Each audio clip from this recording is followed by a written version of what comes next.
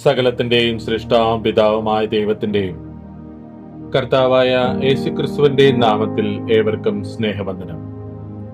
ഇന്ന് സെപ്റ്റംബർ 10. ഇന്ന് നമ്മൾ വായിക്കുന്ന ആദ്യത്തെ വായനാ ഭാഗം രാജാക്കന്മാർ 2-ാം പുസ്തകം 16-ാം അധ്യായം. രാജാക്കന്മാർ 2-ാം പുസ്തകം 16-ാം അധ്യായം 1-ാം വാക്യം മുതൽ. രമല്യാവിന്റെ മകനായ പേക്കഹിന്റെ 17-ാം ആണ്ടിൽ യഹൂദ രാജാവായ യോഥാമിന്റെ മകൻ ആഹാസ് രാജാവായി. ആഹാസ് വാഴ്ച തുടങ്ങിയപ്പോൾ അവന് 20 വയസ്സായിരുന്നു. അവൻ യെരുശലേമിൽ 16 സംവത്സരം വാണു.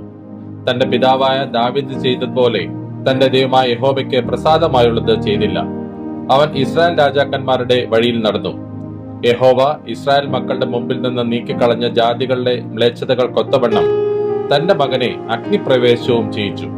അവൻ പൂജാഗിരികളിലും കുന്നുകളിലും പച്ചവൃക്ഷത്തിൻ കീഴിലൊക്കെയും ബലി കഴിച്ചും ധൂപം കാട്ടിയും പോന്നു.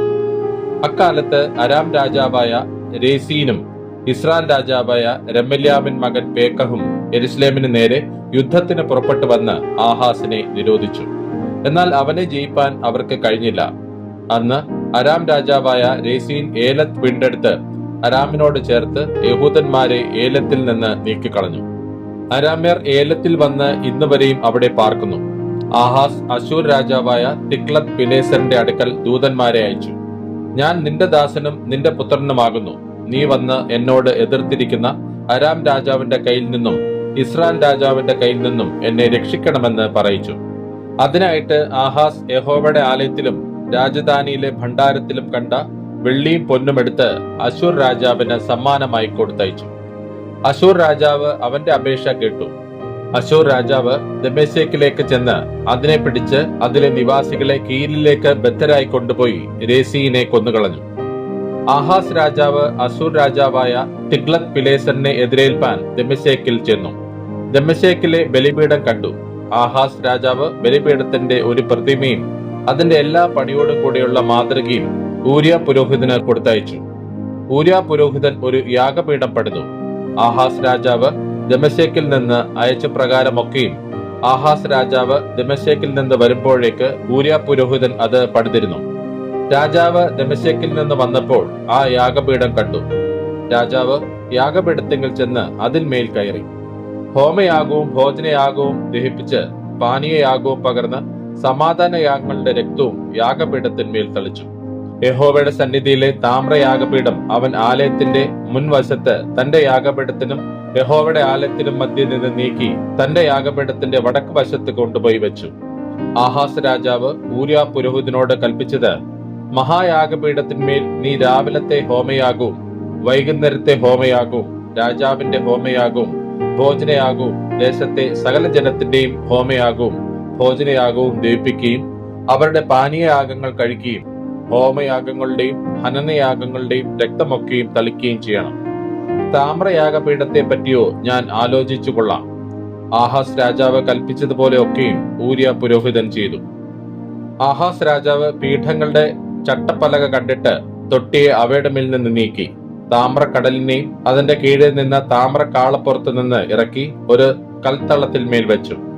ആലയത്തിങ്കൽ ഉണ്ടാക്കിയിരുന്ന ശബത്ത് താഴ്വരയും രാജാവിന് പ്രവേശിപ്പാനുള്ള പുറത്തെ നടയും അശൂർ രാജാവിനെ വിചാരിച്ച് യഹോവയുടെ ആലയത്തിൽ നിന്ന് മാറ്റിക്കളഞ്ഞു. ആഹാസ് ചെയ്ത മറ്റുള്ള വൃത്താന്തങ്ങൾ യഹൂദ രാജാക്കന്മാരുടെ വൃത്താന്ത പുസ്തകത്തിൽ എഴുതിയിരിക്കുന്നുവല്ലോ. ആഹാസ് തന്റെ പിതാക്കന്മാരെ പോലെ നിദ്ര പ്രാപിച്ചു. ദാവീദിന്റെ നഗരത്തിൽ അവന്റെ പിതാക്കന്മാരുടെ അടുക്കൽ അവനെ അടക്കം ചെയ്തു. അവന്റെ മകൻ ഹിസ്കിയാവ് അവന് പകരം രാജാവായി. ഇന്ന് നമ്മൾ വായിക്കുന്ന രണ്ടാമത്തെ വായനാഭാഗം യെഹസ്കേൽ പ്രവാചകന്റെ പുസ്തകം 6-ാം അധ്യായം. യെഹസ്കേൽ പ്രവാചകന്റെ പുസ്തകം 6-ാം അധ്യായം 1-ാം വാക്യം മുതൽ. യഹോവയുടെ അരുളപ്പാട് എനിക്കുണ്ടായതെന്നാൽ, മനുഷ്യപുത്ര, നീ ഇസ്രായേൽ പർവ്വതങ്ങളുടെ നേരെ മുഖം തിരിച്ച് അവർക്ക് വിരോധമായി പ്രവചിച്ച് പറയേണ്ടത്, ഇസ്രായേൽ പർവ്വതങ്ങളെ, യഹോവയായ കർത്താവിന്റെ വചനം കേൾപ്പിൻ. മലകളോടും കുന്നുകളോടും നീരൊഴുക്കുകളോടും താഴ്വരയോടും യഹോവയായ കർത്താവ് ഇപ്രകാരം അരുളി ചെയ്യുന്നു, ഞാൻ നിങ്ങളുടെ നേരെ വാൾ വരുത്തും. ഞാൻ നിങ്ങളുടെ പൂജാഗിരികളെ നശിപ്പിക്കും. നിങ്ങളുടെ ബലിപീഠങ്ങൾ ശൂന്യമാകും. നിങ്ങളുടെ സൂര്യസ്തംഭങ്ങൾ തകർന്നു പോകും. നിങ്ങളുടെ നിഹതന്മാരെ ഞാൻ നിങ്ങളുടെ വിഗ്രഹങ്ങളുടെ മുമ്പിൽ വീഴിക്കും. ഞാൻ ഇസ്രായേൽ മക്കളുടെ ശവങ്ങളെ അവരുടെ വിഗ്രഹങ്ങളുടെ മുമ്പിൽ ഇടും. ഞാൻ നിങ്ങളുടെ അസ്ഥികളെ നിങ്ങളുടെ ബലിപീഠങ്ങൾക്ക് ചുറ്റും ചിതറിക്കും. നിങ്ങളുടെ ബലിപീഠങ്ങൾ ഇടിഞ്ഞ് ശൂന്യമാകുകയും നിങ്ങളുടെ വിഗ്രഹങ്ങൾ തകർന്ന് മുടിഞ്ഞു പോവുകയും നിങ്ങളുടെ സൂര്യസ്തംഭങ്ങളെ വെട്ടിക്കളയുകയും നിങ്ങളുടെ പണികൾ നശിച്ചു പോവുകയും ചെയ്യുവാൻ തക്കവണ്ണം നിങ്ങൾ പാർക്കുന്നിടത്തൊക്കെയും പട്ടണങ്ങൾ പാഴായും പൂജാഗിരികൾ ശൂന്യമായും തീരും. നിഹതന്മാർ നിങ്ങളുടെ നടുവിൽ വീഴും. ഞാൻ യഹോവ എന്ന് നിങ്ങൾ അറിയും. എങ്കിലും നിങ്ങൾ ദേശങ്ങളിൽ ചിതറിപ്പോകുമ്പോൾ വാളിന് തെറ്റിപ്പോയവർ ജാതികളുടെ ഇടയിൽ നിങ്ങൾക്ക് ഉണ്ടാകേണ്ടതിന് ഞാൻ ഒരു ശേഷിപ്പിനെ വെച്ചേക്കും. എന്നെ വിട്ടകന്ന് പരസംഗം ചെയ്യുന്ന അവരുടെ ഹൃദയത്തെയും വിഗ്രഹങ്ങളോട് ചേർന്ന് പരസംഗം ചെയ്യുന്ന അവരുടെ കണ്ണുകളെയും ഞാൻ തകർത്ത് കളഞ്ഞ ശേഷം നിങ്ങളിൽ ചാടിപ്പോയവർ അവരെ പിടിച്ചുകൊണ്ടുപോയ ജാതികളുടെ ഇടയിൽ വെച്ച് എന്നെ ഓർക്കും. അവരുടെ സകല മ്ലേച്ഛതകളാലും ചെയ്ത ദോഷങ്ങൾ നിമിത്തം അവർക്ക് തങ്ങളോട് തന്നെ വെറുപ്പ് തോന്നും. ഞാൻ യഹോവ എന്ന് അവർ അറിയും. ഈ അനർത്ഥം അവർക്ക് വരുത്തുമെന്ന് വെറുതെയല്ല ഞാൻ അരുളി ചെയ്തിരിക്കുന്നത്.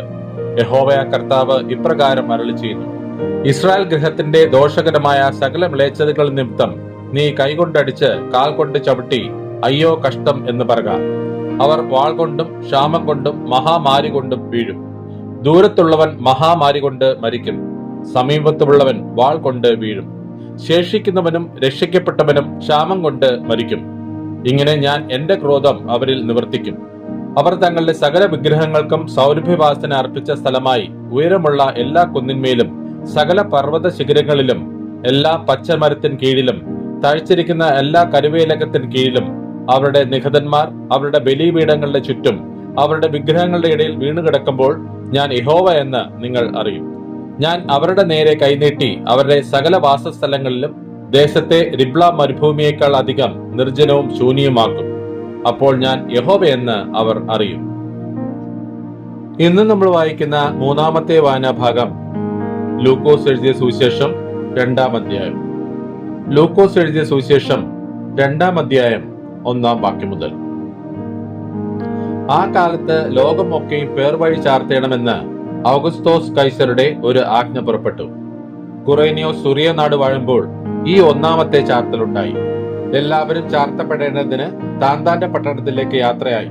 അങ്ങനെ യോസേഫും ദാവീദിന്റെ ഗൃഹത്തിലും കുലത്തിലുമുള്ളവനാകൊണ്ട് തനിക്ക് വിവാഹം നിശ്ചയിച്ചിരുന്ന മറിയ എന്ന ഗർഭിണിയായ ഭാര്യയോടും കൂടെ ചാർത്തപ്പെടേണ്ടതിന് ഗലീലയിലെ നസ്രയത്ത് പട്ടണം വിട്ട് യഹൂദിയിൽ ബേത്ലഹേം എന്ന ദാവീദിൻ പട്ടണത്തിലേക്ക് പോയി. അവർ അവിടെ ഇരിക്കുമ്പോൾ അവൾക്ക് പ്രസവത്തിനുള്ള കാലം തികഞ്ഞു. അവൾ ആദ്യജാതനായ മകനെ പ്രസവിച്ച് ശീലകൾ ചുറ്റി വഴിയമ്പലത്തിൽ അവർക്ക് സ്ഥലമില്ലായകയാൽ പശുത്തൊട്ടിയിൽ കിടത്തി. അന്ന് ആ പ്രദേശത്ത് ഇടയന്മാർ രാത്രിയിൽ ആട്ടിൻകൂട്ടത്തെ കാവൽ കാത്ത് വെളിയിൽ പാർത്തിരുന്നു. അപ്പോൾ കർത്താവിന്റെ ഒരു ദൂതൻ അവരുടെ അരികെ നിന്നു. കർത്താവിന്റെ തേജസ് അവരെ ചുറ്റി മിന്നി. അവർ ഭയപരവശരായി തീർന്നു. ദൂതൻ അവരോട്, ഭയപ്പെടേണ്ട, സർവ്വജനത്തിനും ഉണ്ടാകുവാനുള്ളൊരു മഹാസന്തോഷം ഞാൻ നിങ്ങളോട് സുവിശേഷിക്കുന്നു. കർത്താവായ ക്രിസ്തു എന്ന രക്ഷിതാവ് ഇന്ന് ദാവീദിന്റെ പട്ടണത്തിൽ നിങ്ങൾക്കായി ജനിച്ചിരിക്കുന്നു. നിങ്ങൾക്ക് അടയാളമോ, ശീലകൾ ചുറ്റി പശുത്തൊട്ടിയിൽ കിടക്കുന്ന ഒരു ശിശുവിനെ നിങ്ങൾ കാണും എന്ന് പറഞ്ഞു. പെട്ടെന്ന് സ്വർഗീയ സൈന്യത്തിന്റെ ഒരു സംഘം ദൂതനോട് ചേർന്ന് ദൈവത്തെ പുകഴ്ത്തി. അത്യുന്നതങ്ങളിൽ ദൈവത്തിന് മഹത്വം, ഭൂമിയിൽ ദൈവപ്രസാദമുള്ള മനുഷ്യർക്ക് സമാധാനം എന്ന് പറഞ്ഞു. ദൂതന്മാർ അവരെ വിട്ട് സ്വർഗത്തിൽ പോയ ശേഷം ഇടയന്മാർ, നാം ബേത്ലഹേമോളം ചെന്ന് കർത്താവ് നമ്മോട് അറിയിച്ച ഈ സംഭവം കാണണം എന്ന് തമ്മിൽ പറഞ്ഞു. അവർ ബന്ധപ്പെട്ട് ചെന്ന് മറിയയെയും യോസേഫിനെയും പശുത്തൊട്ടിയിൽ കിടക്കുന്ന ശിശുവിനെയും കണ്ടു. കണ്ട ശേഷം ഈ പൈതലിനെ കുറിച്ച് തങ്ങളോട് പറഞ്ഞ വാക്ക് അറിയിച്ചു. കേട്ടവർ എല്ലാവരും ഇടയന്മാർ പറഞ്ഞതിനെ കുറിച്ച് ആശ്ചര്യപ്പെട്ടു. മറിയ ഈ വാർത്തയൊക്കെയും ഹൃദയത്തിൽ സംഗ്രഹിച്ച് ധ്യാനിച്ചു കൊണ്ടിരുന്നു.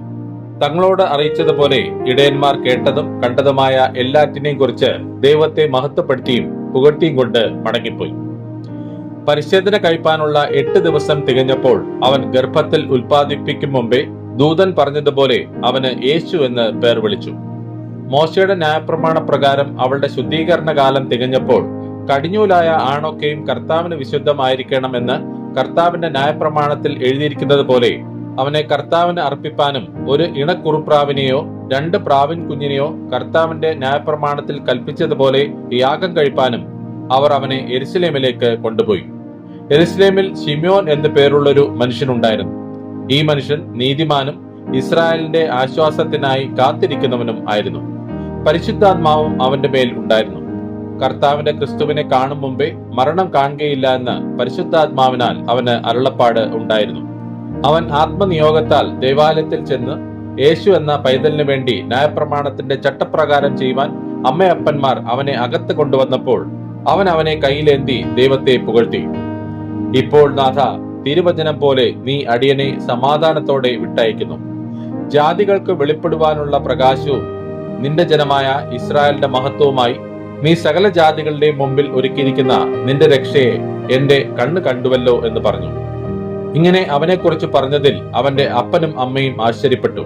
പിന്നെ ശിമയോൻ അവരെ അനുഗ്രഹിച്ച് അവന്റെ അമ്മയായ മറിയോട്, അനേക ഹൃദയങ്ങളിലെ വിചാരം വെളിപ്പെടേണ്ടതിന് ഇവനെ ഇസ്രായേലിൽ പലരുടെയും വീഴ്ചയ്ക്കും എഴുന്നേൽപ്പിനും മറുത്തു പറയുന്ന അടയാളത്തിനുമായി വച്ചിരിക്കുന്നു. നിന്റെ സ്വന്തം പ്രാണനിൽ കൂടിയും ഒരു വാൾ കടക്കും എന്ന് പറഞ്ഞു. ആശേർ ഗോത്രത്തിൽ ഫനുവേലിന്റെ മകളായ ഹന്ന എന്നൊരു പ്രവാചകി ഉണ്ടായിരുന്നു. അവൾ കന്യാകാലത്തിൽ പിന്നെ ഭർത്താവിനോടുകൂടെ 7 സംവത്സരം കഴിച്ച് 84 സംവത്സരം വിധവയും വളരെ വയസ്സ് ചെന്നവളുമായി ദേവാലയം വിട്ടുപിരിയാതെ ഉപവാസത്തോടും പ്രാർത്ഥനയോടും കൂടെ രാവും പകലും ആരാധന ചെയ്തു പോന്നു. ആ നാഴികയിൽ അവളും അടുത്തുനിന്ന് ദൈവത്തെ സ്തുതിച്ച് യെരുശലേമിന്റെ വീണ്ടെടുപ്പിനെ കാത്തിരുന്ന എല്ലാവരോടും അവനെക്കുറിച്ച് പ്രസ്താവിച്ചു. കർത്താവിന്റെ ന്യായപ്രമാണത്തിൽ എഴുതിയിരിക്കുന്നതൊക്കെയും നിവർത്തിച്ച ശേഷം അവർ ഗലീലയിൽ തങ്ങളുടെ പട്ടണമായ നസറേത്തിലേക്ക് മടങ്ങിപ്പോയി. പൈതൽ വളർന്നു, ജ്ഞാനം നിറഞ്ഞു, ആത്മാവിൽ വെളിപ്പെട്ടു പോന്നു. ദൈവകൃപയും അവന്റെ മേൽ ഉണ്ടായിരുന്നു.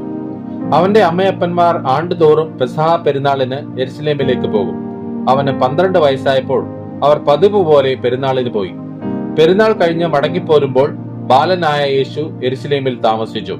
അമ്മയപ്പന്മാരോ അറിഞ്ഞില്ല. സഹയാത്രക്കാരുടെ കൂട്ടത്തിൽ ഉണ്ടായിരിക്കുമെന്ന് അവർ ഊഹിച്ചിട്ട് ഒരു ദിവസത്തെ വഴി പോന്നു. പിന്നെ അവനെ ബന്ധുക്കളുടെയും പരിചയക്കാരുടെയും ഇടയിൽ തിരഞ്ഞു. കാണഞ്ഞിട്ട് അവനെ അന്വേഷിച്ചുകൊണ്ട് യെരുശലേമിലേക്ക് മടങ്ങിപ്പോയി. 3 നാൾ കഴിഞ്ഞ ശേഷം അവൻ ദൈവാലയത്തിൽ ഉപദേഷ്ടാക്കന്മാരുടെ നടുവിൽ ഇരിക്കുന്നതും അവരുടെ ഉപദേശം കേൾക്കുകയും അവരോട് ചോദിക്കുകയും ചെയ്യുന്നതും കണ്ടു. അവന്റെ വാക്ക് കേട്ടവർക്കെല്ലാവർക്കും അവന്റെ വിവേകത്തിലും ഉത്തരങ്ങളിലും വിസ്മയം തോന്നി. അവനെ കണ്ടിട്ട് അവർ അതിശയിച്ചു. അമ്മ അവനോട്, മകനെ, ഞങ്ങളോട് ഇങ്ങനെ ചെയ്തത് എന്ത്? നിന്റെ അപ്പനും ഞാനും വ്യസനിച്ചുകൊണ്ട് നിന്നെ തിരഞ്ഞു എന്ന് പറഞ്ഞു. അവൻ അവരോട്, എന്നെ തിരഞ്ഞത് എന്തിന്? എന്റെ പിതാവിനുള്ളതിൽ ഞാൻ ഇരിക്കേണ്ടത് എന്ന് നിങ്ങൾ അറിയുന്നില്ലയോ എന്ന് പറഞ്ഞു. അവൻ തങ്ങളോട് പറഞ്ഞ വാക്ക് അവർ ഗ്രഹിച്ചില്ല. പിന്നെ അവൻ അവരോടുകൂടെ ഇറങ്ങി നസറേത്തിൽ വന്ന് അവർക്ക് കീഴടങ്ങിയിരുന്നു. ഈ കാര്യങ്ങളെല്ലാം അവന്റെ അമ്മ ഹൃദയത്തിൽ സംഗ്രഹിച്ചു. യേശുവോ ജ്ഞാനത്തിലും വളർച്ചയിലും ദൈവത്തിന്റെയും മനുഷ്യരുടെയും കൃപയിലും മുതിർന്നു വന്നു.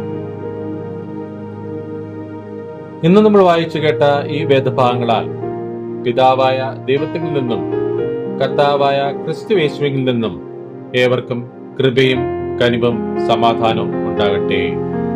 ആമേൻ.